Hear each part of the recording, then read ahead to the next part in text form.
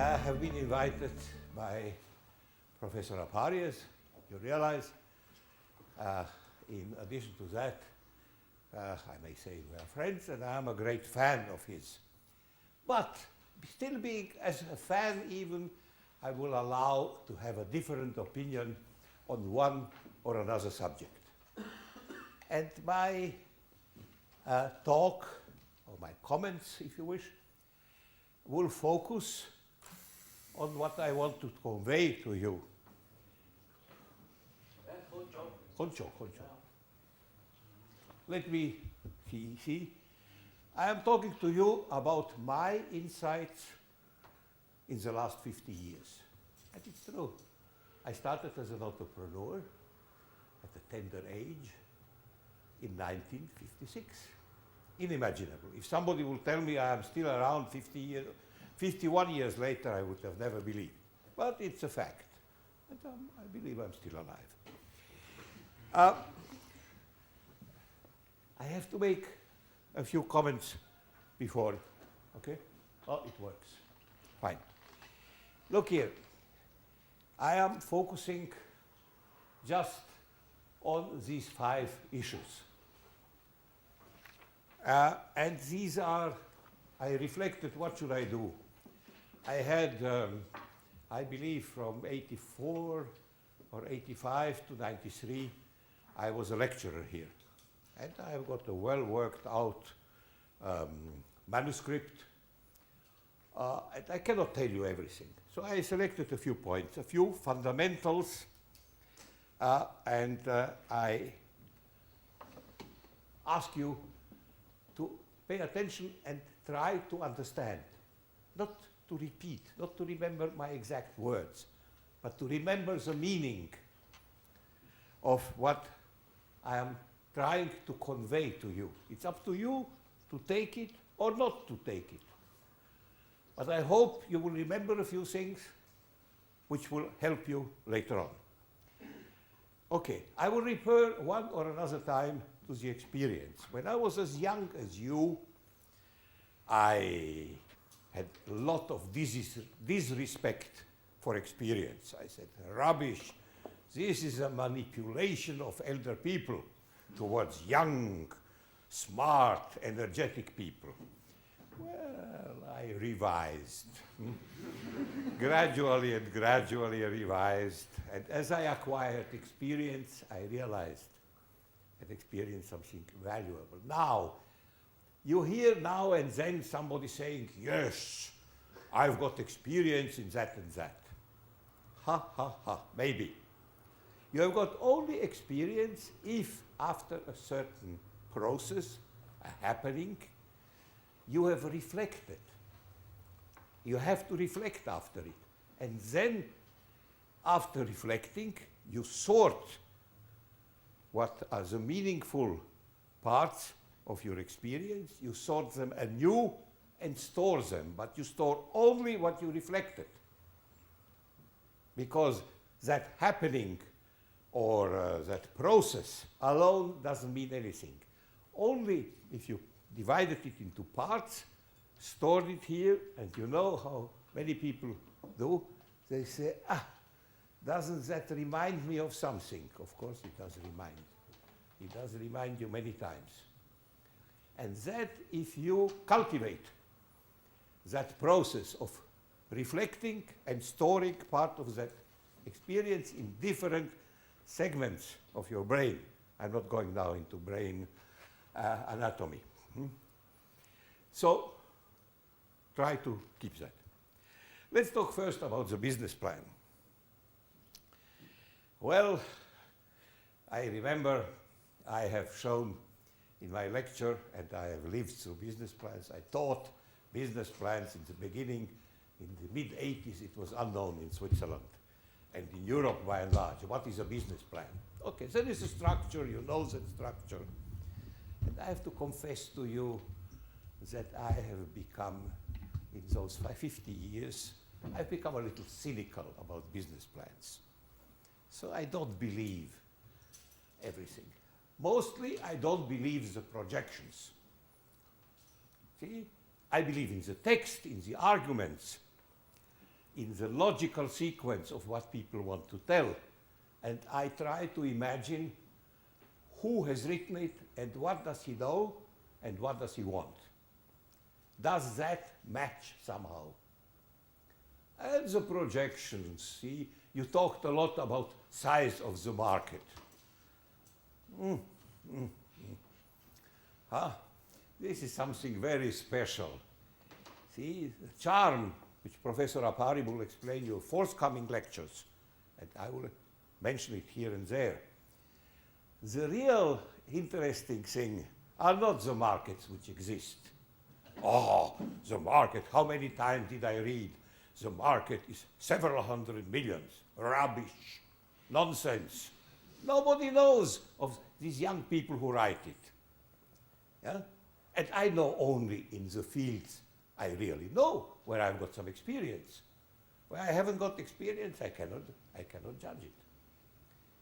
See? But the real charm are the markets which will develop.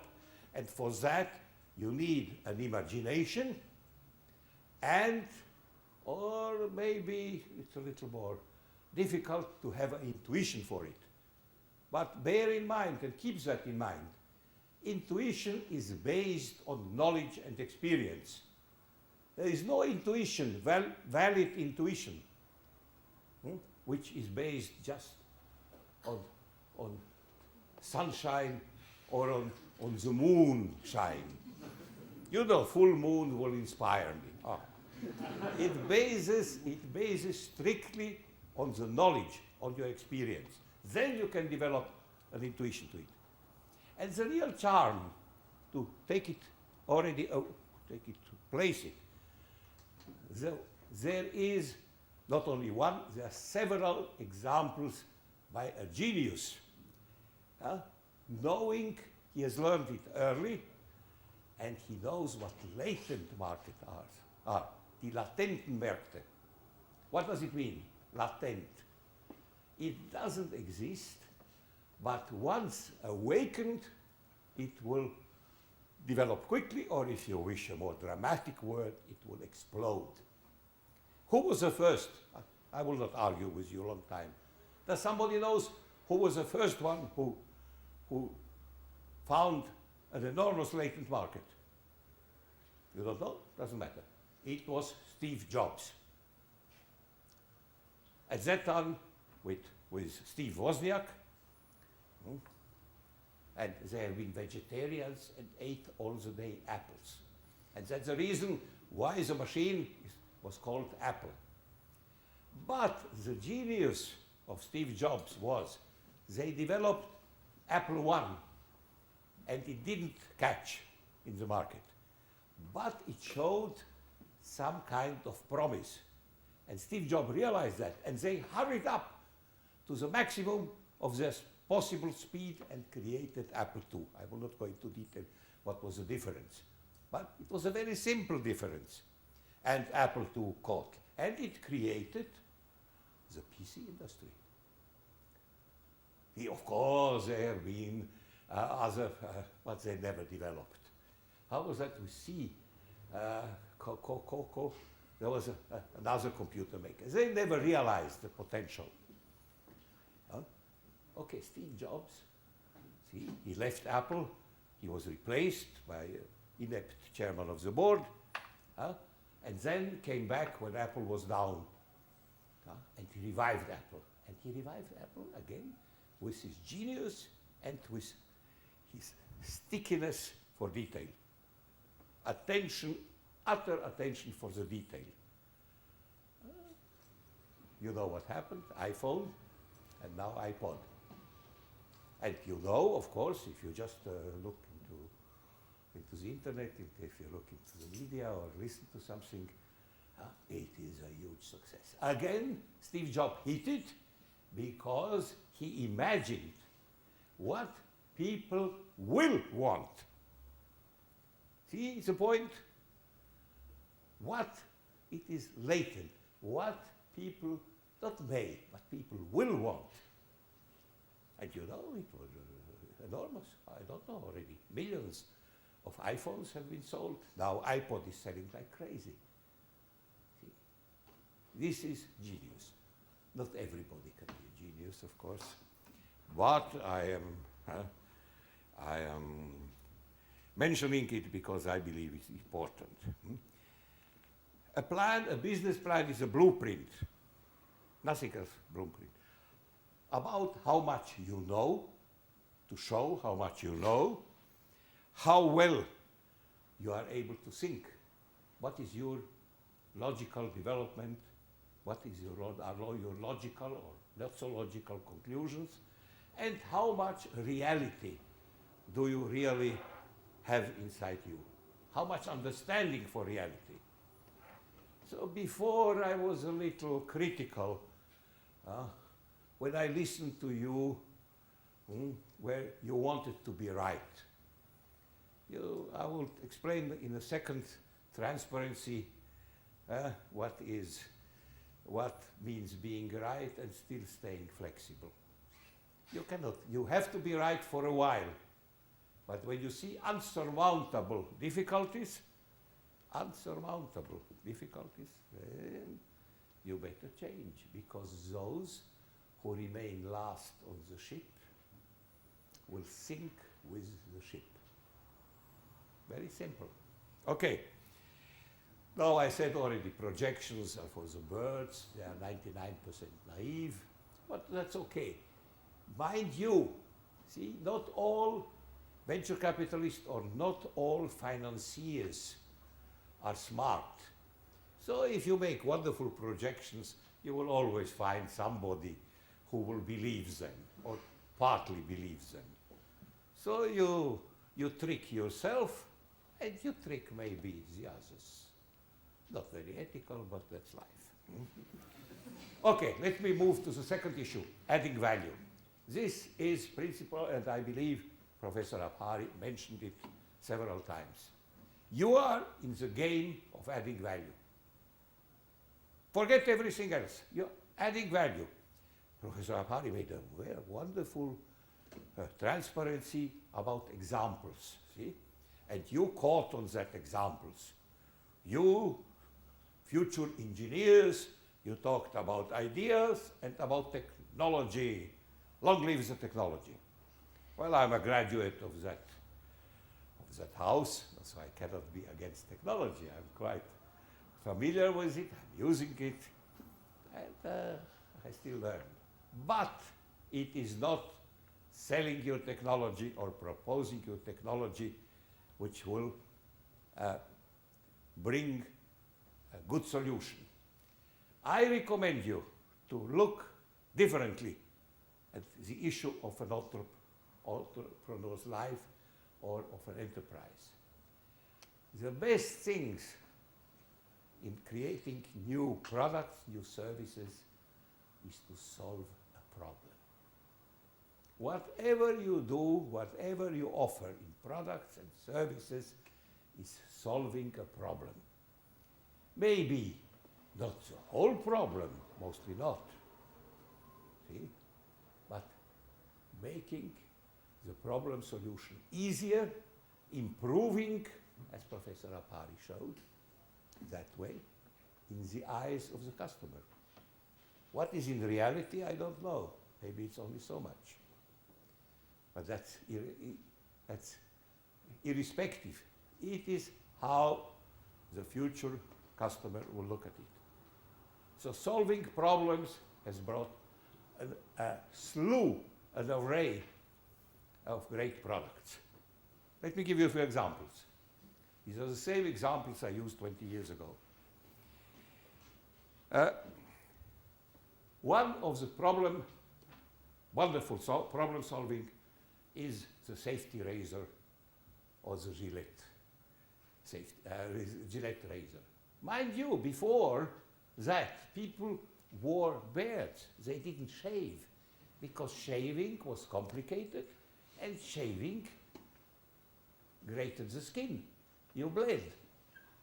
That's the reason why Gillette said it is a safety razor.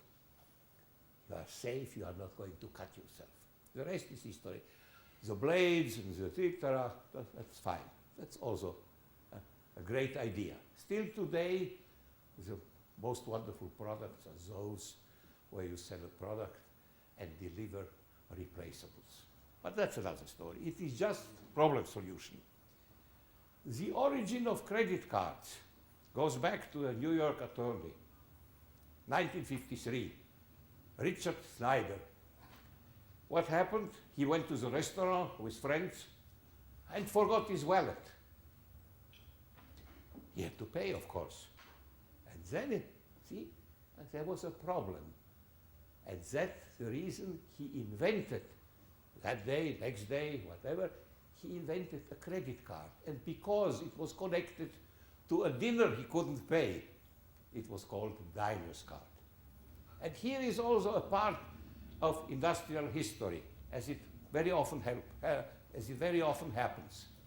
See, you develop an idea, and you are unable to market it. You are unable to make something great out of it in distribution and in serving.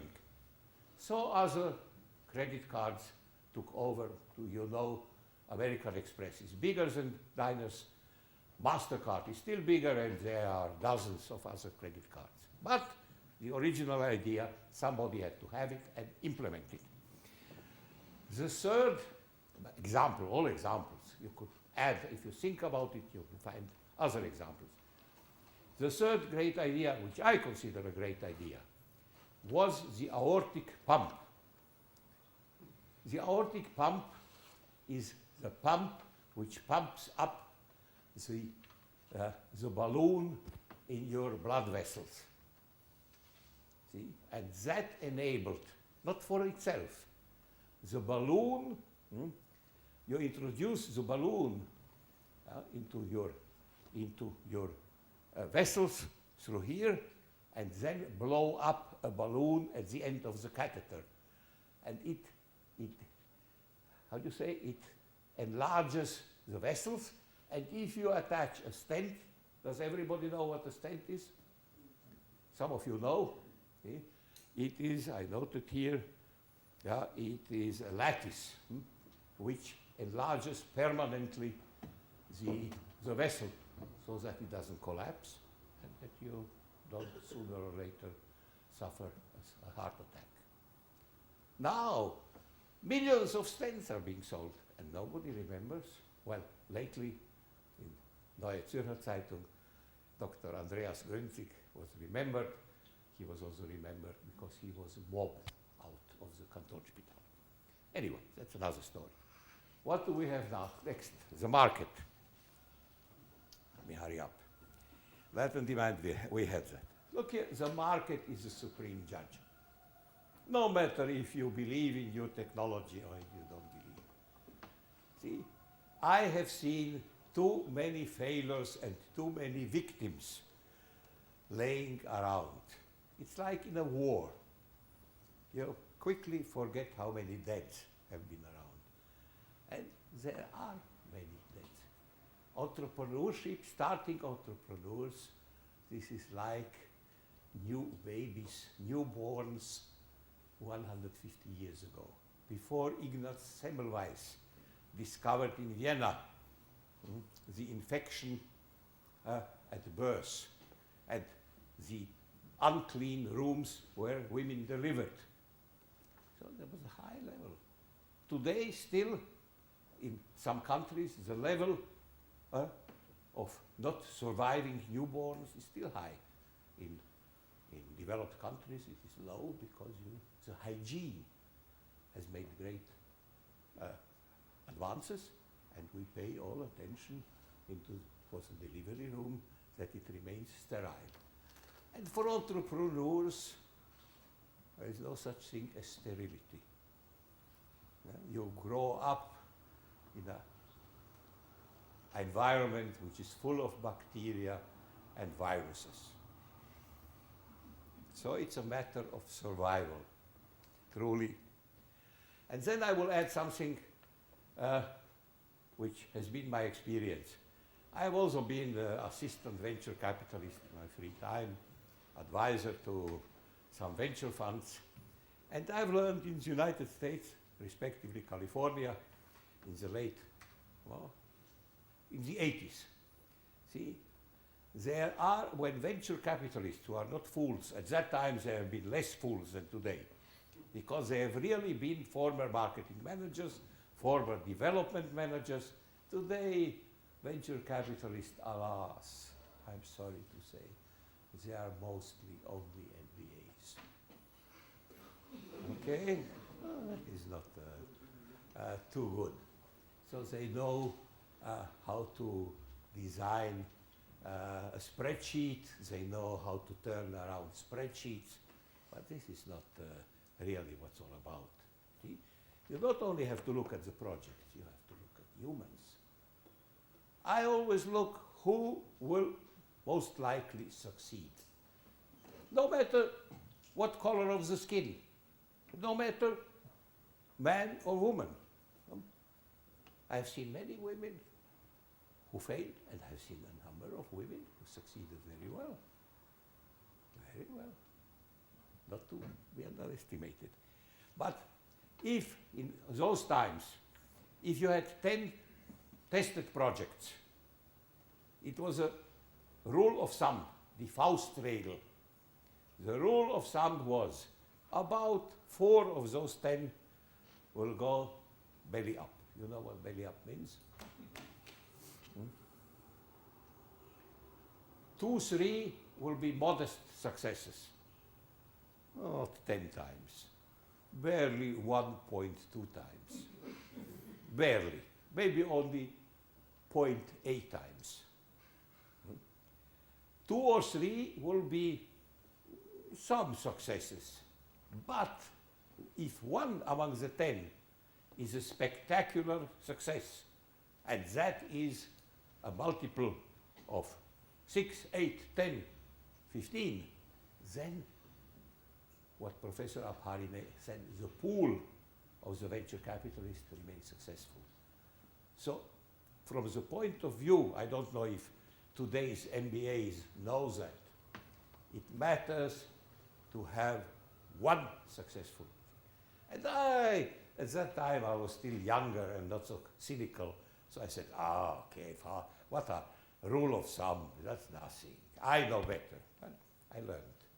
The rule of thumb is still valid. And it is rather so that in Europe, mind you, please keep that. In Europe, the chances of success are lower than in the United States. For several reasons, which I will not go into. We can do a discussion, we can mention about that. Fine. I have to draw your attention in the market that there's such thing as product cycle, life of a product, and life of the demand in the market. Up, down, not symmetrical, of course. And you have to bear in mind, one product doesn't last forever. In the modern technology, it lasts even. It is a shorter life. So bear that in mind. Fine, let me hurry up. You will probably be interested. I made a transparency, not how to be successful. I made a transparency how to do well, not only in the beginning, but in the first years. What did I try to tell you? Know well, very well, you can't know too much. What you do now, and know well what you are going to do next. Because next is coming sooner than you believe. So if you have a great idea and nothing after, be careful. And now we come to a series of yes, but. There is no such thing as a straight line, which will remain straight. It is always on one hand and on the other hand. You have to maintain a mental stability. Sich behaupten against yourself. Surmount your doubts. Everybody has doubts. The more intelligent you are, the more doubts you have got. Clear. But mental stability, but still able of critical thinking. This is an opposition, but if there were not opposition, everybody of you could become a great entrepreneur. There is another opposition. You have to have staying power on both feet and still be adaptable. But you have got to know when you are required to exercise your staying power and when to be adaptable, meaning when to leave behind the cherished original idea. Many entrepreneurs have told me and still tell me, my first idea into the one I believed, I had to quit after a year. And it is already the second idea. There are some which were only the third idea took off. Know your market and focus and needs. This is logical. What do they need? You can find out. But you have to be very careful on the wants. What do they really want? See, Professor Abhari told you about big companies. Big companies will never take development outside. If you are trying to offer something to the automotive industry, forget it. Automotive industry, I could give you examples, but that would take too long. Forget. And there is also an additional reason. See, those people in engineering or development who have to judge, to have to give opinion about your idea, they will do that because you know what NIH means. Who knows what NIH means? It means not invented here. And what is not invented here cannot be. Was nicht sein darf, kann nicht sein. Or what they really fear is their boss coming and say, hey, why did we hire you in the development if we had to take development from the outside? Think of that. Needs and wants. Please discriminate needs and wants. Always improve your products and the delivery. And the delivery, how you deliver to the customer, how he understands the product, how he uses the product. There is a field of application which is very mismanaged. I have been once very successful because I recognized the value of application.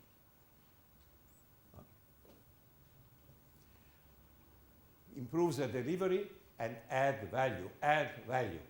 Not the value you think, the value the customer accepts. Be curious, learn, and work hard. There is no substitute for it. I think that's it. Oh, no, that's not. To the end, let me read you something I'm very fond of. This is the credo, the belief of Ingmar Kamprad. Who knows who is Ingmar Kamprad? Okay. This is the inventor and the developer and major shareholder of IKEA. Who knows IKEA? Oh, of course. And IKEA is a good thing, isn't it? Very good thing. In all countries. So what did Kamprad say? I cut it out, I don't know, 15, 20 years ago. Definition of progress by Ingmar Kamprad. A feeling of having finished is an effective sleeping pill. A company that considers its objectives accomplished stagnates quickly and loses its vitality, even if you don't become entrepreneurs. This is the value of Branco Weiss. Many things remain to be done. Always many things remain to be done. Only by perpetually asking ourselves how what we do today can be better than tomorrow, Only then we can make progress. What did Ingvar Kamprad think about piracy? This is a very, very modern word, very much used. We have piracy everywhere. Patents sometimes do not work. So he said, if somebody steals a model from us, we do not bring a lawsuit, because a lawsuit is always negative. We solve the problem by making a new model that will work even better. Okay? Solutions. What does he think about solutions, what we call solutions? Expensive solution to problems. Expensive solutions to problems are often signs of mediocrity. We have no interest in a solution until we know what it costs. We have no interest in the solution until we know what it costs. An idea without a price tag is never acceptable. Got it? Please keep it. Planning. Planning is often synonymous with red tape. Imagine.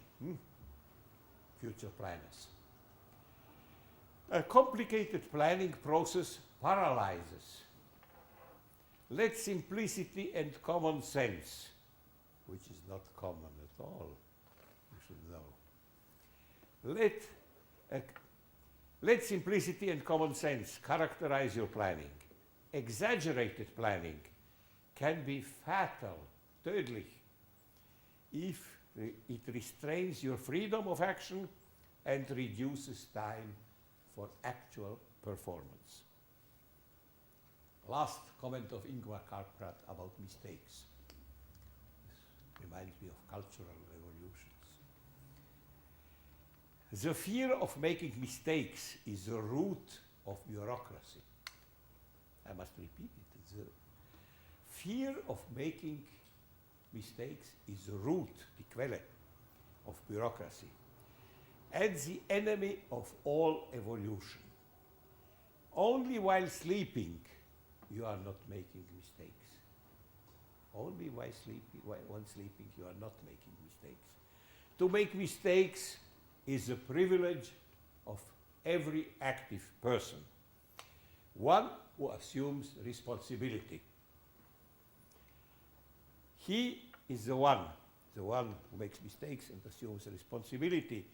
He is the one who is able to start the beginning again, and this time put it straight. Thank you very much.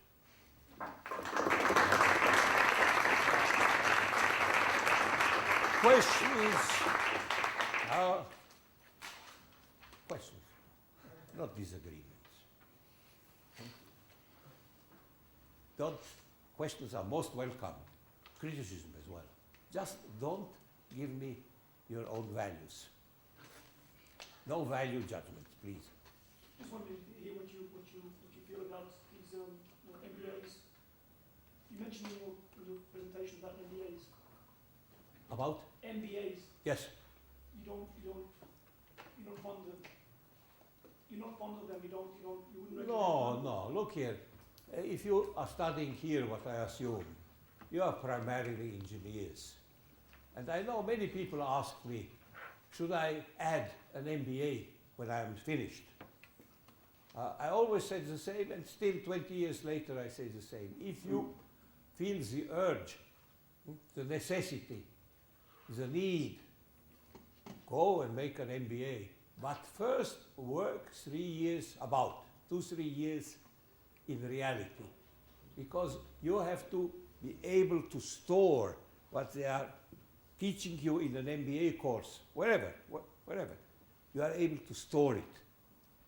If you go to the MBA course just after diploma here, you believe everything you are being told, and you learn very little.